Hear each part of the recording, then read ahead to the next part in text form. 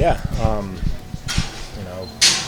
tough couple last few days at the plate, but giving up runs early in the game. We've had bad first innings the first 2 games of the series, and kind of been behind the 8 ball out of the gate. So to have a scoreless first was huge. That was kind of my first goal, just get through this first inning scoreless, give our guys a chance to swing the bat.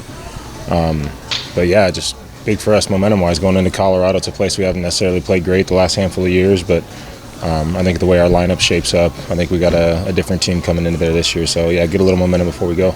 Speak of Tatis out in the outfield today. Yeah, really good. I mean, just really good defensive plays all around today. Turn the double plays we should turn. Made some really good, sliding catch down the line, the catch in right field, in the gap. Just really good defense. Mike said that you felt you were in control from the get-go. How are you feeling building upon your last start into today? Yeah, I felt really good today. I think just getting ahead of hitters was the biggest thing. I don't know what the numbers were, but I felt like I threw a lot of first pitch strikes and kind of stayed in control of the counts as it went. Walked quite a few guys in my last handful of outings. I don't think I had any walks today, but just attacked the zone really well. I had a hard time getting some swings and misses. I threw a lot of good breaking balls that I got a lot of weak fly balls and soft contact on, but wasn't necessarily getting the swing and miss. But I was able to get some quick outs with the breaking balls. I felt like I was locating them really well and used the fastball how I needed to. Xander's talked a lot about his early struggles. How good was it to see him go ahead and do what he did today at the plate? Yeah, I mean, Xander's been, one of the most consistent players over the course of his career, so I don't think anybody in here has any concerns or worries about him, finding his way. He's arguably the hardest worker in here. Not only preparation for the game, but during the course of the game. I mean, he's sprinting back and forth from the dugout to the clubhouse to the cages to look at video, get a swing right and dialed in. So, we trust in him. We believe in his work ethic, and he's going to, start to straighten things out here. Mike, after these last couple days in particular, getting that pitching performance from Joe, and then sort of anything can happen then if you get that pitching performance. Yeah, you're always in a game if you pitch and play defense. You're always in a game. They're so vital. Joe Musgrove was tremendous.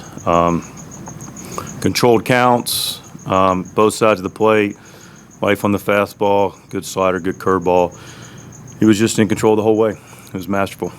When you look back at this game, there were a couple gaffes that really could have cost you, but you guys end up then taking advantage of a bunch of things. How do you look back at this game?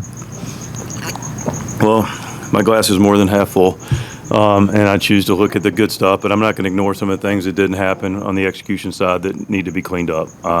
That's fair. I do want to appreciate the fact that made some baseball plays in big situations. Our man Toddy, just routine greatness. What a play down the line, what a play in the gap, big play in the 8th. And, sac fly, tremendous approach at the plate. Tremendous approach. He's looking not to do too much with the base loader earlier in the game. It's the line drive right to the second baseman. Right approach, stays on the ball, hits the ball deep to center, and again, stays on the ball, gets a breaking ball, and then pulls it appropriately and just misses a grand slam. But just tremendous approaches. And I thought the sneaky plays of the game was Kim. Kim, to grab that bag, 4-3 game, steals second, boom, has an awareness to it. What he's seeing, takes third. Now we're speeding the game up a little bit, makes the infield come in. I thought it created a lot of opportunities for that able to add on in the 8th. Again, you're not going to overlook some things, try to correct some things. Is that, though, why you kind of are not okay with them, but you do make enough plays that help your team win? We make plenty of plays. I mean, these guys are playmakers. We're always balancing the line between aggression and just blind aggression. But no, we're an aggressive club. We'll play aggressive baseball. We'll learn from the aggression. But there were some things today that it was over-aggression that we'll clean up. Mike, you talk a lot about the small things and piling up the small things that lead to big things. Yes. You guys had 5 walks in the first 2 games. You had 9 today, right, including 3 in the 2-run 6th inning, and you had 2 RBI walks. But yep, that patience kind of fed you guys all day. It really did. Those are the small things. We did a lot of really things well that are winning recipes. To your point, not a lot of chase, didn't help them out. We're able to get, and we've had a 14-walk game and a 9-walk game in the last week or so. Staying in the strike zone, getting a good pitch to hit, having the right approach, that is just good, fundamentally winning baseball. And then on the pitching side, And we mentioned Joe just controlled counts. Both the relievers, Peralta was really good. Suarez was really efficient. Suarez 9 pitches, 8 strikes. I guess Wandy 5 pitches, 3 strikes. Heading the count. Joe heading the count. That's the recipe how to win baseball games. And Joe led the way on the defensive side, the pitching side, and then on the offensive side, we were patient, took what the game gave us, as I was talking about with Toddy. Bogey worked a base loaded walk, and of course drove a ball in the bleachers to tie it for a big swing as well. So nice job by Bogey as well today.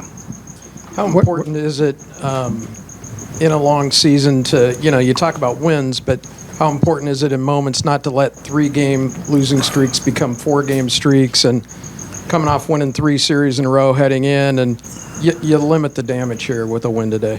Yeah, it always gets back to me, whatever side of that equation you're on, and I always feel like we're going to be on the good side of that equation, whether we're going to continue a winning streak or add on or win a series. But if you just get back to the core principles of how do you win games, this group's going to be together. They've proven that. We're only going to get stronger and more united. But the pitchers today, look, they pounded the strike zone, controlled counts. Boom, check. Keeps you in the game. Defense, Toddy, ball down the line, routine plays for the most part, all executed, boom, check.